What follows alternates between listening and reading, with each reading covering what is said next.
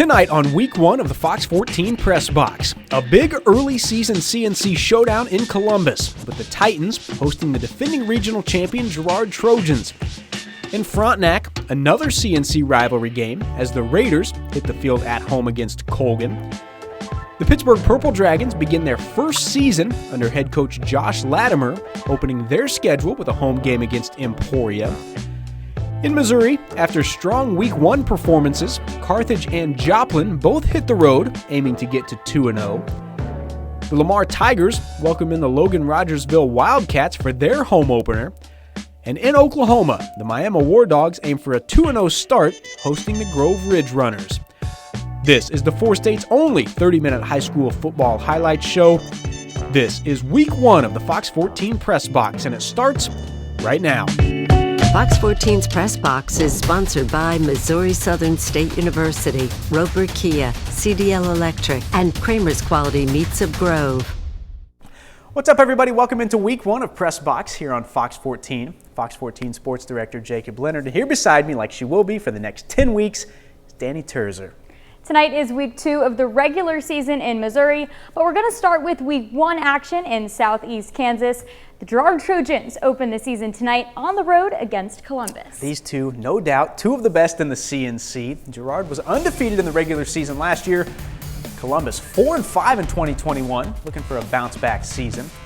Girard punting in the first, snap goes over Luke Nigaman's head. Kicks it out of the back of the end zone, takes the safety. 2-0 Columbus. Coach Crane's fired up. Later in the quarter, Brett Hamilton keeps it, gets loose. I believe this was about 25 yards for the touchdown. Gives the Titans a 9-0 lead. To the second quarter now. Defense is making plays. Cade Saporito steps in front for the interception. Returns it deep in Girard territory, but then Trojans get a turnover of their own. Anthony Pike picks it off for Girard. Defensive battle in the first half. It is 9-6 Columbus at the break. Early third, Girard goes straight down the field. Alex Kester, his second touchdown of the night. Trojans take their first lead. It's 13-9. So we go to the fourth. Girard again. Luke Nigaman keeps it around the end for the 11-yard touchdown. Trojans push the lead to 20-9. Looks like it was over, but wait. Columbus, 4th and 15 from the Girard 16. Look at this. Hamilton throws it up. Landon Midget goes up and makes a play. Great grab. Columbus now within 5. But that's where it stayed tonight. Trojans take their season opener over Columbus 20-15. Now, speaking of CNC rivalries, we got another one tonight in Riverton with the Rams welcoming in the Galena Bulldogs. The Rams are entering their first season under head coach Danny Weaver after Johnny Mallett retired this offseason. On the other side, the Bulldogs are on a 7-game regular season winning streak dating back to last October. Second play of the game, Ryder Goodman airs it out to Ryder Phillips for the touchdown. Rams lead 7-0. Galena now in the first. Dawson Mooney punches it in. Bulldogs get the 2-point conversion to take the lead 8-7. Second quarter, Mooney runs it in for his second touchdown of the night. The last play of the half here. Galena looks to extend their lead further, but Zane Turner is picked off by Ryder Phillips to end the half. Galena pulls away. Bulldogs win 32-7. The Pittsburgh Purple Dragons open their season tonight at home against Emporia. Pittsburgh is heading into their first season under head coach Josh Latimer, and not only that, they got plenty of new faces on the field this year. Purple Dragons got it on the 10-yard line here. Gabe Kimsey gets the pitch, goes up the middle, crosses the goal line for the touchdown. Dragons extend the lead. Now look at this. Here's the PAT. His snap hits the ground. Jackson McKegney with a huge block. Carson Nicholson, clear path to the end zone. He is in for the 2-point conversion. But this one would go to overtime, and Emporia wins on a field goal 25-22. The Chanute Blue Comets. Listen, this is going to be one of the best teams in Southeast Kansas this season. Chanute on the road against Augusta tonight in their season opener. Blue Comets win it big, 38-14. Chanute will play their home opener next week, hosting Pittsburgh. The Joplin Eagles put on a defensive clinic last week, beating Branson 34-3 in their season opener. Joplin hits the road tonight for the first time this season, facing the Willard Tigers. Now, those Tigers Looking for the upset tonight and their first win of the season after losing a shootout to Neosho last week. Scoreless first quarter after Willard declines a penalty. Would have made it fourth and a handful. Joplin makes him pay on 3rd and 32. 67-yard bomb from Hobbs Gooch to Davin Thomas. It's 7-0. Back comes Willard. Same score to start the second quarter. Russell Roten finds Raymond Ray. I said he broke the plane, so we're tied at 7. Too much from the Eagles, though. It's Thomas again. He's been so good these first 2 games. That touchdown there makes it 14-7. Joplin rolls from there, winning 52-13 to get to 2-0 on the season. The Carthage Tigers dominated Republic 56-26 last week in their season opener. Tonight, the Tigers on the road for the first time this season, facing Branson, and it's all Carthage again, winning 49-0.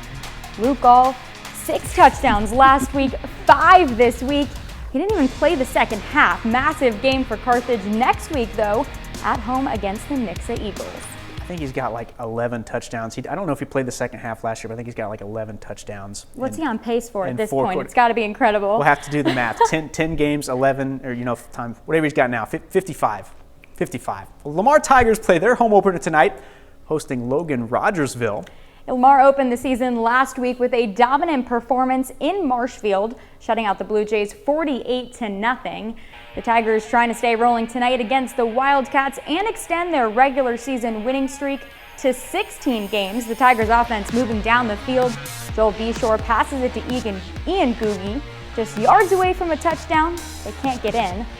Lamar keeps the pressure on Beshore, runs it down the middle for the first touchdown of the game. 6-0 Tigers. Later, Beshore finds Googie again. He runs it all the way down. Another touchdown for Lamar. Look at him go.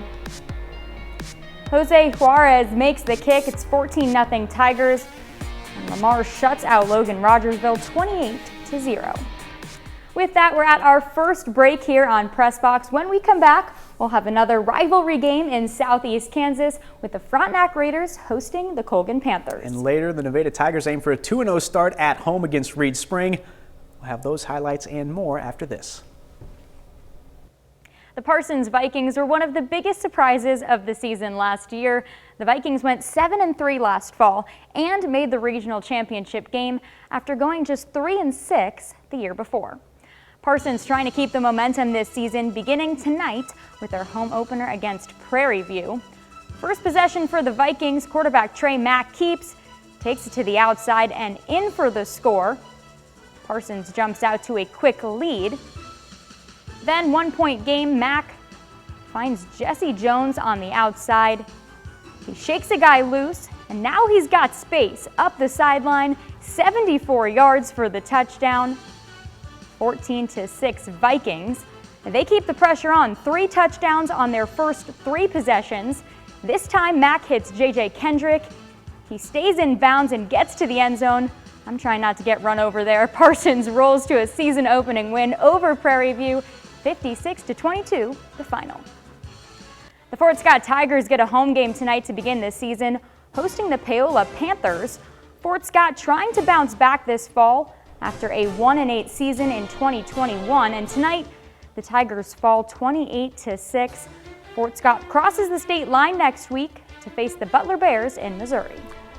Now in the CNC tonight, we get one of the best rivalries we have in Southeast Kansas. The Frontenac Raiders host the Colgan Panthers. Now, the Raiders finished as the 3A state runner-up last year, but they lost 18 seniors from that group, so plenty of new faces against the Colgan team.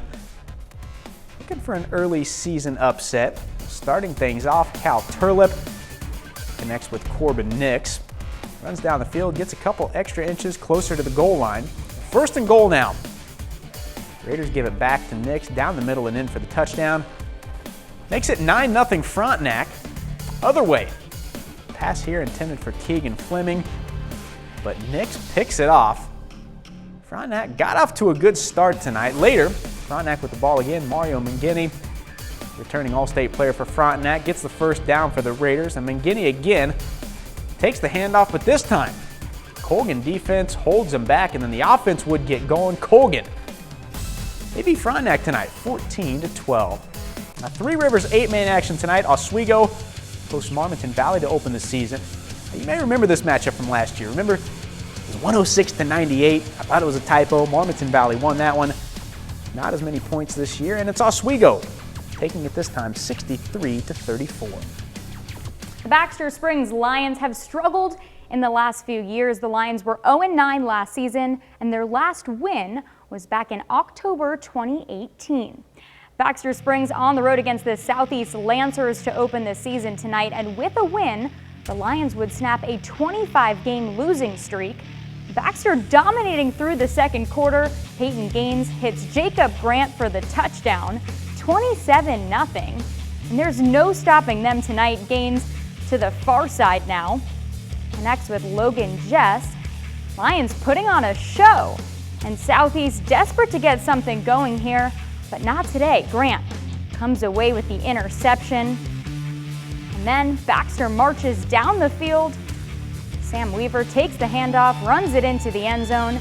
Baxter's first win since 2018 is a big one, 42-0 over Southeast. The St. Paul Indians kick off their schedule tonight, facing the Blue Valley Rams out of Randolph, Kansas. St. Paul wins big 66-34. The Indians have another home game next week, welcoming in the Oswego Indians. Now, if you've watched this show the last few years, you know what time it is here. If this is your first time watching, well, welcome. Thanks for being here. So every week I take 20 seconds to shout out my hometown, Yates Center. They're home tonight to open the season against Crest. It's 38-0 Crest. To get it off the screen now. Thank you. Please, I got to give a quick shout. Please. That's my hometown. I got it switched around. They lost. I don't like to see it. Now I have to give a shout out to Baxter Springs. Bring me out here, sir. I got to give a shout out to Baxter Springs because one of the football dads messaged me and he said, I got a refrigerator full of beverages that have been waiting to crack open for this first win, and it's going to taste so good. And so I just want to give a shout out to the football parents for Baxter Springs because I know right now they might be watching right now. I know they're having a good time. I know they're having a drink, and they've been waiting for it for years. Congratulations, Baxter Springs. Now it's time for break number 2 here on Press Box. When we come back, we're going to Missouri with highlights out of Seneca and Nevada. Also, the Miami War Dogs aim for a 2-0 start against Grove. First, though, here are a few more scores from tonight's Week 1 action in Southeast Kansas.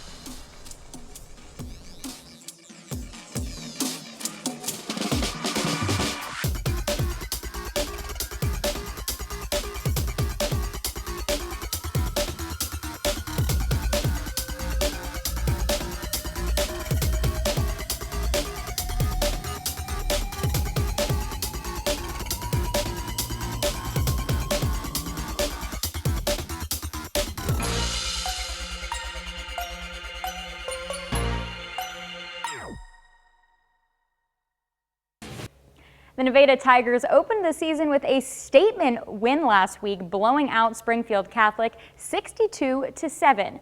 Tonight, the Tigers play at home for the first time this year, hosting the Reeds Spring Wolves. Reeds Spring is also 1-0 coming into tonight after shutting out Monette last week. Second quarter, Nevada with the ball. Avius Stedman, you'll hear his name plenty this year, coming to the near side in for the score. Tigers go up 12-7.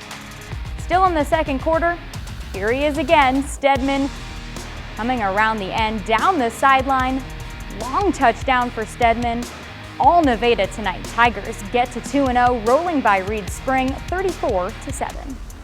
Staying in the Big 8, the Seneca Indians are off to a hot start this season. Indians went on the road in their opener last week and drilled Aurora 44-8. Tonight, home opener for Seneca, welcoming in the Springfield Catholic Fighting Irish. Second team offense, they're already out there in the second half, all right? Tucker Denning takes the pitch, nice run, all the way down to the 7, but shoot, it was called back due to holding. 3 plays later, though, Landon Brown punches it in from the 4. Another one on the board for Seneca. They would miss the extra point. It's 57-0 at this point. Indians go on to roll in this one, 65-0 the final. And the McDonald County Mustangs off to a bit of a slow start this year. They fell to Mount Vernon 31-7 last week in their opener. Trying to bounce back tonight in their home opener against Marshfield. Mustangs get it done big, 35-13. They'll be back in action next week on the road against Logan Rogersville. Now to some Thursday night action in Missouri. Webb City aims for their first win of the season on the road against COC rival Carl Junction, starting out in the first. Carl Junction ball, but it gets loose. Webb City's Connor Gaiman is there for the recovery. Cards get the turnover a few moments in. Later, quarterback Landon Johnson keeps it for Webb City, breaks a few tackles, and gets loose. Johnson in for the score. Webb goes up 6-0. To the second now, Cardinals force another turnover. This time, it's Grayson Smith with the interception. And that's the third turnover of the night for Carl Junction. So Webb City ball. Dante Washington, you know he's a playmaker. Look at this run. Weaves in and out of the defenders. Washington goes all the way down for the touchdown. This one all Webb City all night. Cardinals roll by Carl Junction 47-7. And a note on that one, I visited with Carl Junction earlier this week, and I specifically talked to Coach about those turnovers. I know it hurt them in a few games last season, but it was good for them in their win against Ozark because they didn't force any. They forced 3 turnovers, didn't have any, and you just see what difference it makes. A win and a loss, and this one just not able to come away with it. Sometimes you play with and you can't turn over the ball, and that's how it goes. It's a tough opponent. Time for our final break here on Press Box. When we come back, we'll head to Oklahoma with the Miami War Dogs aiming for a 2-0 start against Grove. As we go to the break, though, here are some more of tonight's scores out of Southwest Missouri.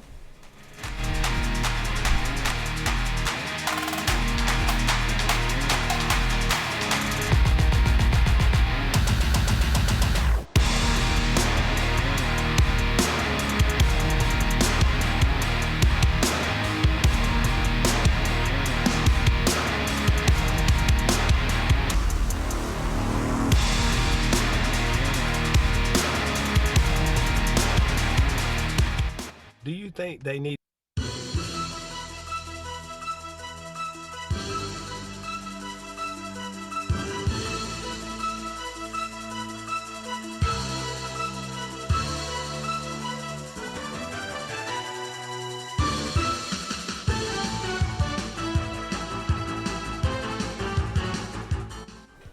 Welcome back to our final segment here on Press Box. We still got plenty to get to. First, though, I want to correct something.